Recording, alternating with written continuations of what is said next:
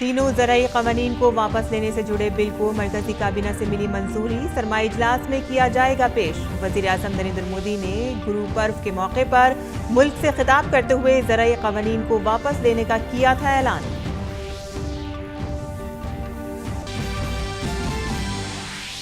मरकज़ी काबीना ने पीएम गरीब कल्याण अन्न योजना को मार्च 2022 तक बढ़ाने को दी मंजूरी। अगले मरहले में इस काम के लिए तकरीबन 53,500 करोड़ रुपए होंगे खर्च। 80 करोड़ से ज्यादा लोगों को होगा फायदा।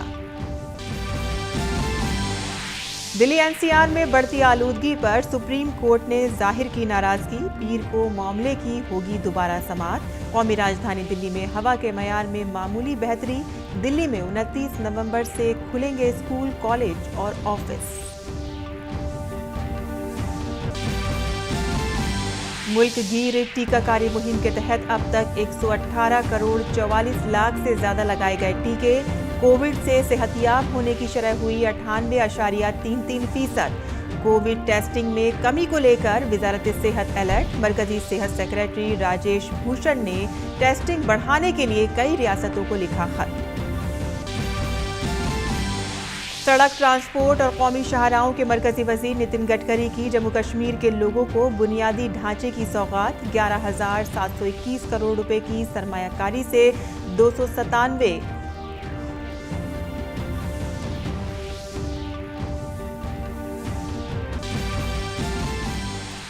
जूनियर हॉकी आलमी कप की आज से भुवनेश्वर में हुई शुरुआत। 12 दिन तक 16 टीमें खिताब के लिए मैदान में करेंगी जद्दोजहद।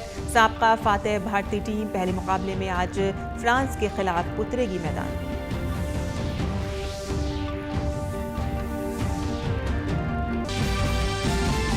और भारत और न्यूजीलैंड के दरमियान 2 मैचों की टेस्ट सीरीज का पहला मुकाबला कल से कानपुर में होगा शुरू। रोहित और विराट कोहली की गैर मौजूदगी में नौजवान खिलाड़ियों पर बड़ी जिम्मेदारी। कीवी टीम को भारत में अपनी पहली टेस्ट सीरीज में जीत की तलाश।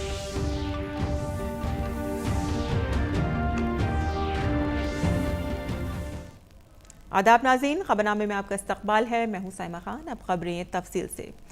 काबीना ने दिसंबर से मार्च 2021 से 2022 तक मुफ्त राशन फराहम करने पर पीएम के लिए गरीब कल्याण अन्न की योजना में तौसीक कर दी है और उसको मंजूरी भी दे दी है।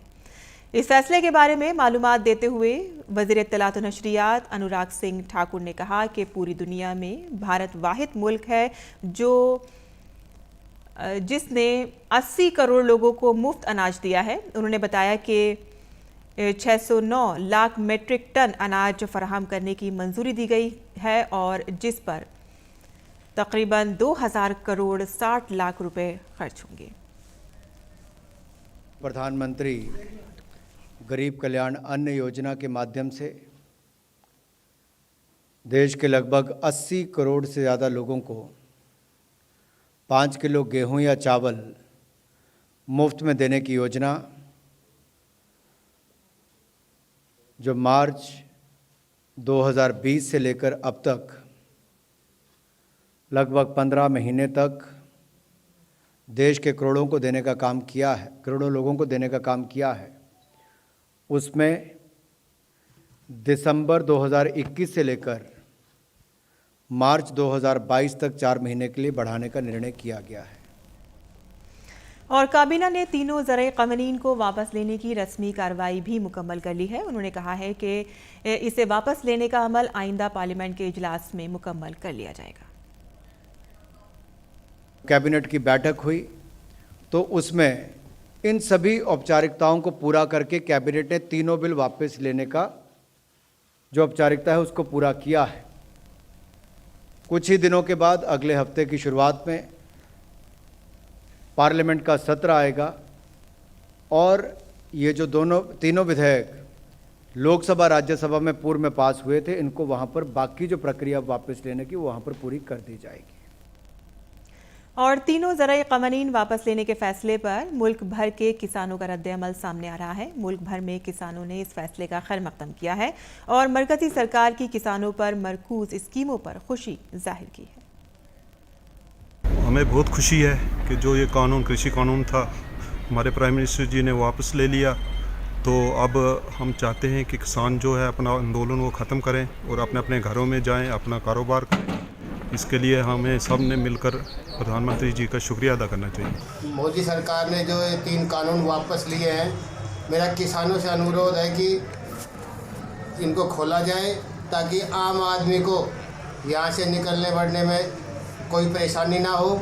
आदरणीय प्रधानमंत्री श्री नरेंद्र मोदी जी का बहुत बहुत धन्यवाद करता हूं, जिन्होंने जो कृषि कानून रद्द करके देश की जनता को राहत दी है।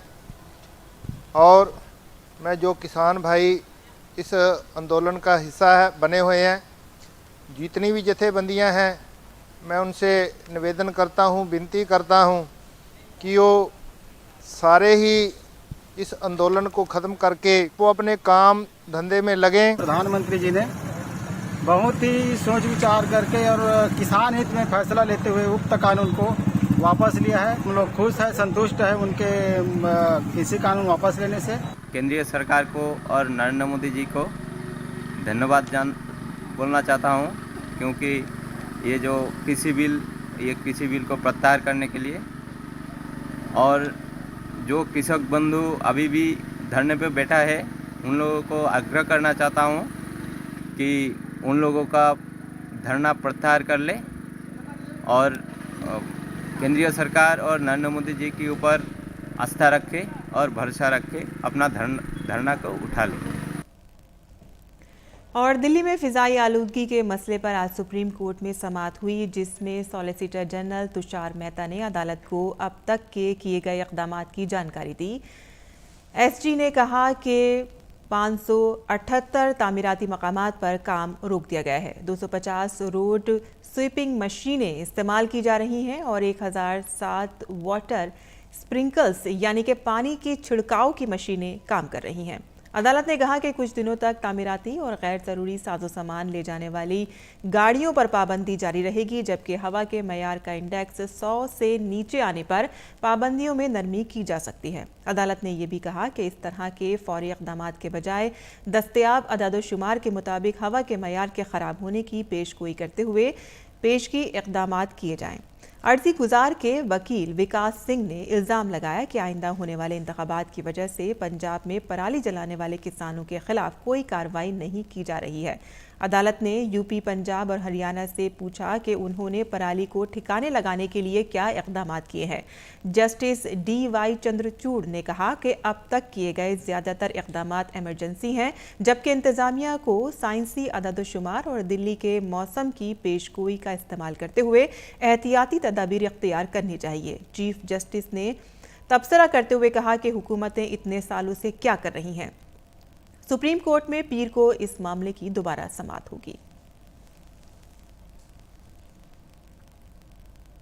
और कोविड वबा के खिलाफ सबसे मौसर हथियार के तौर पर शुरू की गई टीकाकारी मुहिम के तहत मुल्क में अब तक 118 करोड़ 44 लाख से ज़्यादा टीकों की खुराकें दी जा चुकी हैं। वहीं गुज़िश्ता 24 घंटों के दौरान 76,58,000 से ज़्यादा टीके लगाए गए हैं।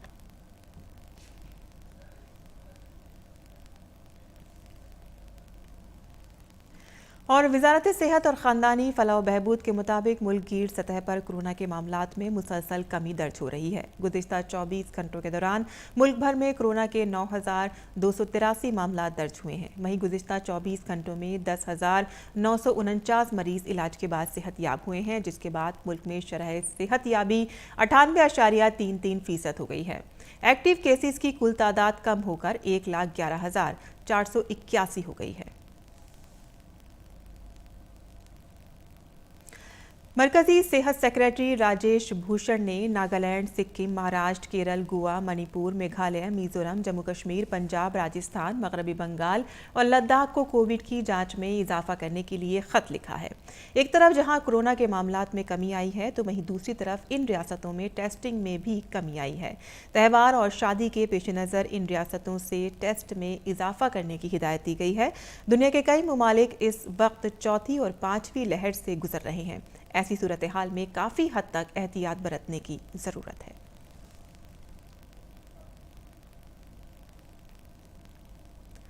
और आगे बढ़ते हैं, जहां सदर जमहूरिया रामनाथ कोविंद ने आज अपने उत्तर प्रदेश दौरे के पहले दिन कानपुर में चौधरी हरमोहन सिंह यादव की 100 साला पैदाइश की तकरीबात में शिरकत की और खिताब किया। सदर जमहूरिया ने चौधरी हरमोहन सिंह यादव को खराज अक़ीदत पेश किया और तकरीब से खिताब करते हुए सदर ने कहा कि चौधरी हरमोहन सिंह ने जिंदगी भर तालीम को बहुत फ़रोग़ दिया।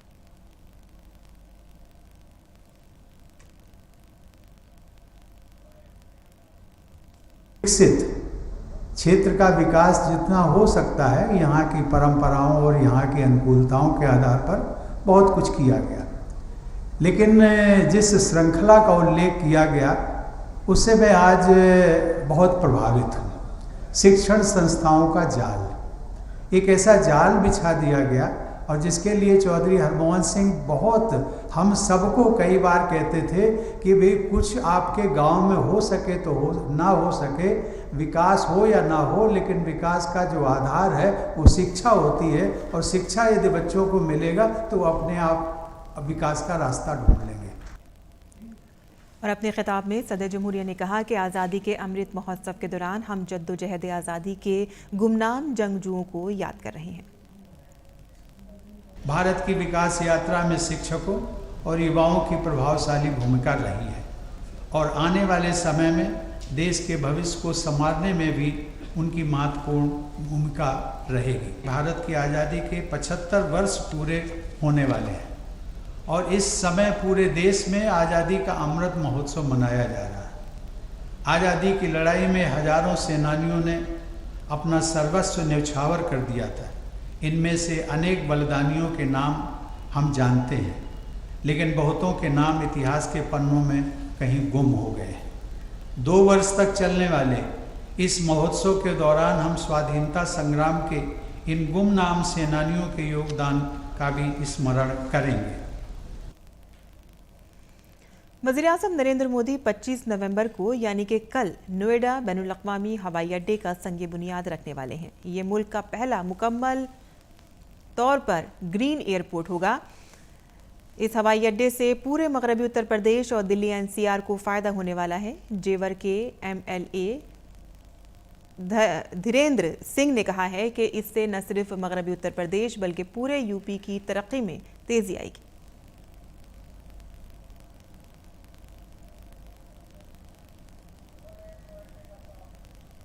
पच्चीस नवंबर को नोएडा इंटरनेशनल एयरपोर्ट का भूमि पूजन होने जा रहा है। प्रधानमंत्री नरेंद्र मोदी आ रहे हैं यहाँ पर और हमारे साथ इस पर बातचीत करने के लिए मौजूद हैं जेवर के विधायक धीरेन्द्र सिंह।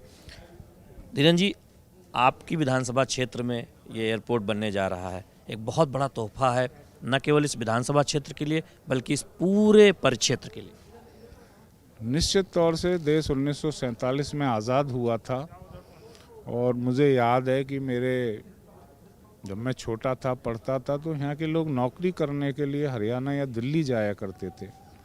सुबह 3 बजे उठना, 4 बजे बस में बैठना और 6 बजे ट्रेन पकड़ना, उसके बाद रात को 10 से 11 के बीच में लौटना। तो किस तरीके से इस क्षेत्र के लोगों ने जीवन यापन किया है, चूँकि कृषि प्रधान होने के साथ साथ अन्य कोई रोज़गार न होने की वजह से लोगों को नौकरी करने के लिए बाहर ज़रूर जाना पड़ता था। अब मुझे बहुत खुशी है और मैं सौभाग्यशाली हूँ कि मैं उस क्षेत्र का, उस जेवर क्षेत्र का विधायक हूँ जहाँ 25 नवंबर को इतिहास की एक ऐसी बड़ी घटना होने जा रही है जो इस क्षेत्र के साथ साथ उत्तर प्रदेश की आर्थिक विकास की गति को एक नई दिशा देगी, देश के विकास में अपनी भागीदारी को सुनिश्चित करेगी। और वो है यहाँ प्रधानमंत्री का आना, और वह भी एशिया के उस सबसे बड़े इंटरनेशनल एयरपोर्ट की सौगात लेकर, जो यहाँ औद्योगिक विकास के साथ साथ इस पूरे क्षेत्र की तस्वीर बदलने के लिए काफ़ी होगा।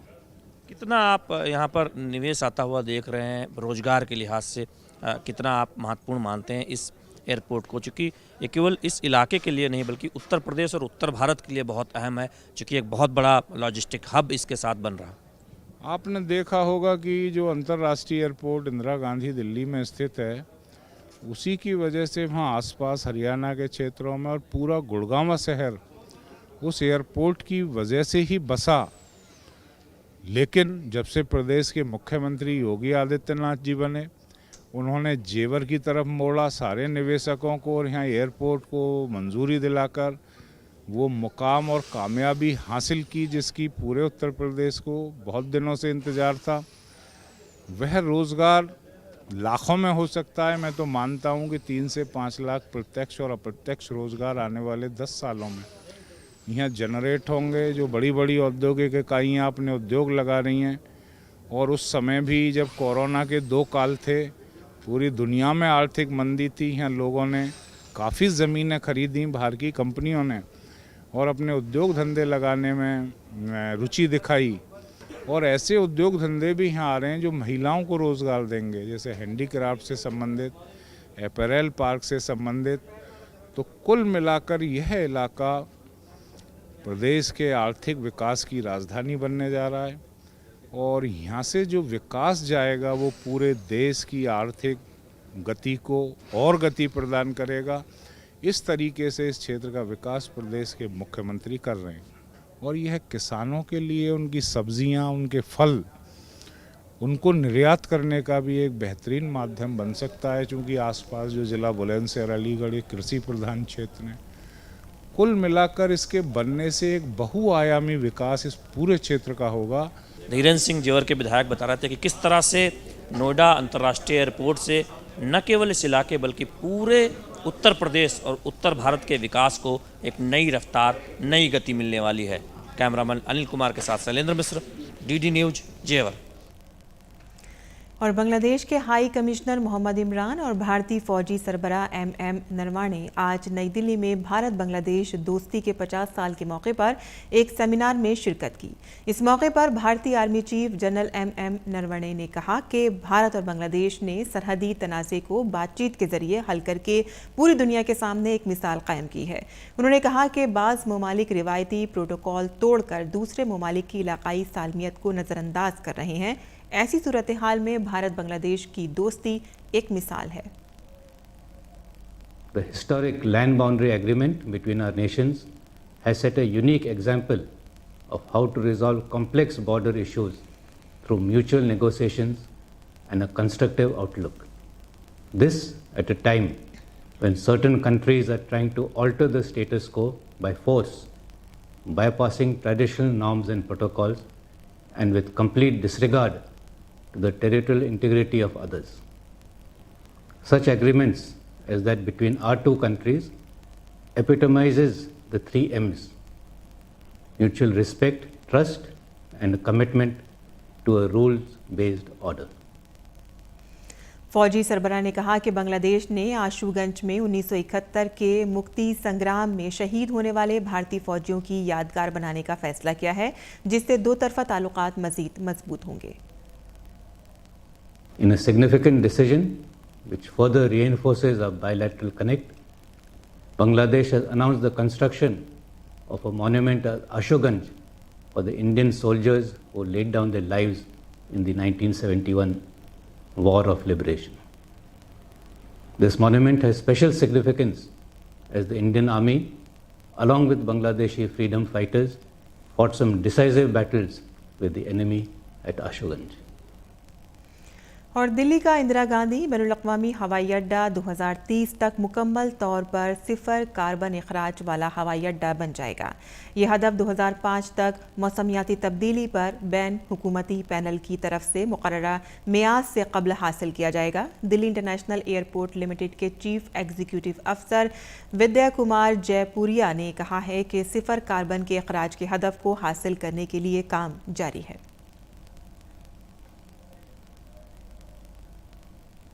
Currently, we are certified at level 4+ transition, which is the highest level of accreditation. Some of the key initiatives, use of low carbon emission technology such as taxibots, measures such as electrical and alternate fuel driven vehicles is also our focus. We are also working towards becoming zero carbon emission airport by 2030. One of our key initiatives towards this is construction of the new elevated Eastern Cross Taxiway, which is going to reduce the taxiing time of aircraft. और INS वेला आबदोस मुल्क की बहरी ताकत को मजबूत करने के लिए 25 नवंबर को भारतीय बहरिया में शामिल हो जाएगा। बहरिया के सरबरा एडमिरल करमबीर सिंह की तरफ से शामिल की जाने वाली स्कॉर्पियन डिज़ाइन करदा क्लेवरी क्लास की ये चौथी आबदोस है। इस आबदोस को हर किस्म की जंग और एंटी सबमरीन वारफेयर और इंटेलिजेंस के कामों में भी इस्तेमाल किया जा सकता है। वेला आबदोस को मेक इन इंडिया के तहत तैयार किया गया है। जदीद खुसूसियात की हामिल ये आबदोस अपने हदफ को दुरुस्त तरीके से निशाना बना सकती है। आगे बढ़ते हैं, जहां वज़ीर आज़म नरेंद्र मोदी ने आज लचित दिवस पर लचित बोरफोकन को खराज अक़ीदत पेश किया। वज़ीर आज़म मोदी ने ट्वीट करते हुए कहा कि आज लचित दिवस पर मैं लचित बोरफोकन को खराज अक़ीदत पेश करता हूँ। उन्होंने बहादुरी, इज़्ज़त व एहतराम और आसाम की अज़ीमुल शान तहज़ीब व सक़ाफ़त के मुहाफ़िज़ के तौर पर याद किया जाता है। वो सभी के लिए मसावात, अदल व इंसाफ और एहतराम के नज़रियात पर कारबंद रहे। तेल की कीमतों में कमी लाने के लिए भारत ने बड़ा फैसला किया है। भारत ने अपने स्ट्रेटेजिक पेट्रोलियम ज़ख़ीरे से 50 लाख बैरल खाम तेल जारी करने का फैसला किया है।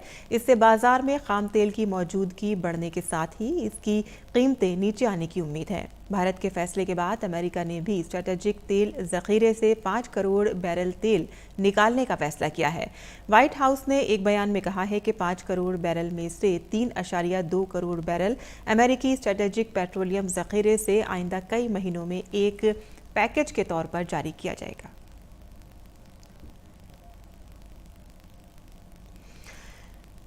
और नई में वाक़े जामिया हमदर्द यूनिवर्सिटी में तौहीद आलम को बतौर पब्लिक रिलेशन ऑफिसर मुकर्रर किया गया है। यूनिवर्सिटी में राब्ता आमद से मुतालिक तमाम सरगर्मियों के लिए उनको इलेक्ट्रॉनिक और प्रिंट मीडिया से बातचीत करने का इख्तियार होगा।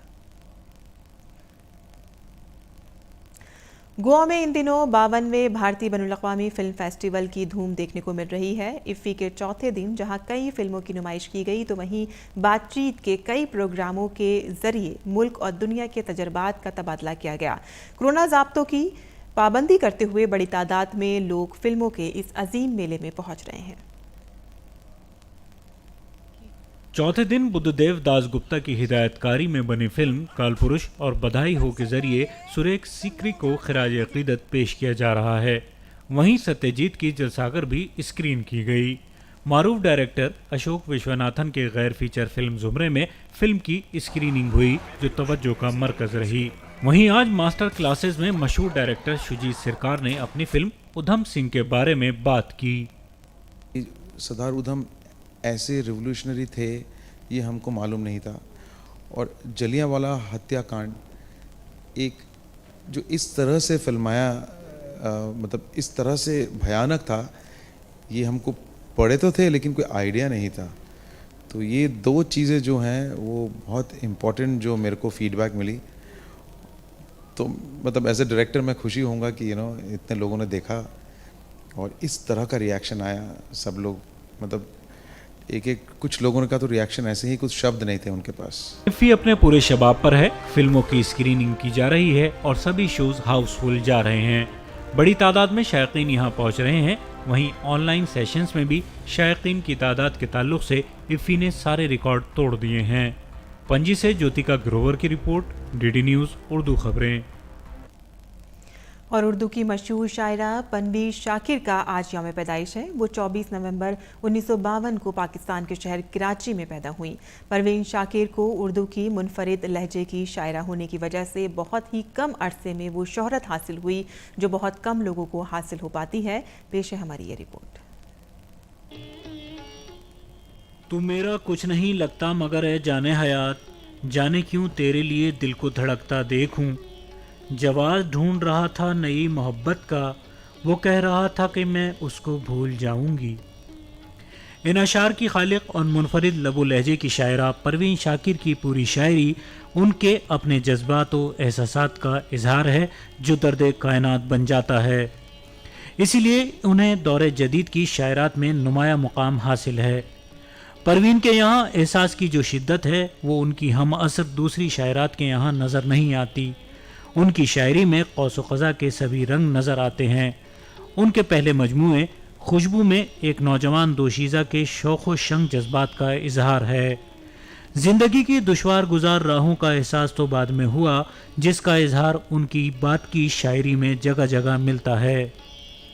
माँ के जज्बात, शौहर से नाचाकी और अलहदगी, वर्किंग विमेन के मसाइल, उन सभी को उन्होंने बहुत खूबसूरती से कलमबंद किया है। परवीन शाकिर की शायरी का महवर मोहब्बत है, जिसके इर्द गिर्द उनकी निसाइयत, हसासियत, इंसानियत, तन्हाई, करबो मलाल, हुस्न और रानाई, जज्बातियत घूमती नज़र आती है। उन्होंने खुद कहा था, मोहब्बत का फ़लसफ़ा मेरी शायरी की बुनियाद है। खुशबू, सदबर्ग, खुद कलामी, इनकार और माह तमाम उनके शेरी मजमूए हैं। 26 दिसंबर 1994 को एक सड़क कार हादसे में महज 42 साल की उम्र में उनका इंतकाल हो गया, लेकिन शायरी के वरक़ पर उनके ज़रिए बनाए गए नक्शो निगार की धनक व चमक आज भी बरकरार है। मोहम्मद मोहसिन की रिपोर्ट, डीडी न्यूज़ उर्दू खबरें।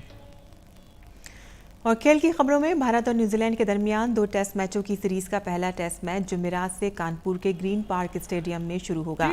रोहित शर्मा और विराट कोहली की गैर मौजूदगी में टीम इंडिया के नौजवान स्टार्स को खुद को साबित करने का मौका मिलेगा। वैसे न्यूजीलैंड के खिलाफ भले ही टीम इंडिया का टेस्ट रिकॉर्ड बेहतर हो, लेकिन इन दिनों टीम के दरमियान गुज़िश्ता 3 टेस्ट मैचों में न्यूजीलैंड ने फतह हासिल की है। भारत ने न्यूजीलैंड के खिलाफ घरेलू सरजमीन पर अब तक 11 टेस्ट सीरीज खेली हैं, जिनमें से 9 टीम में जीत मिली है, जबकि 2 सीरीज ड्रॉ रही हैं। ऐसे में आलमी टेस्ट चैंपियनशिप जीतने वाली न्यूजीलैंड की नज़रें अब भारत में अपनी पहली टेस्ट सीरीज जीतने पर मरकूज होंगी। और इसी के साथ ही हमारा खबरनामा यहीं ख़त्म पसीर होता है। हमारी पूरी टीम को दें इजाज़त। आदाब।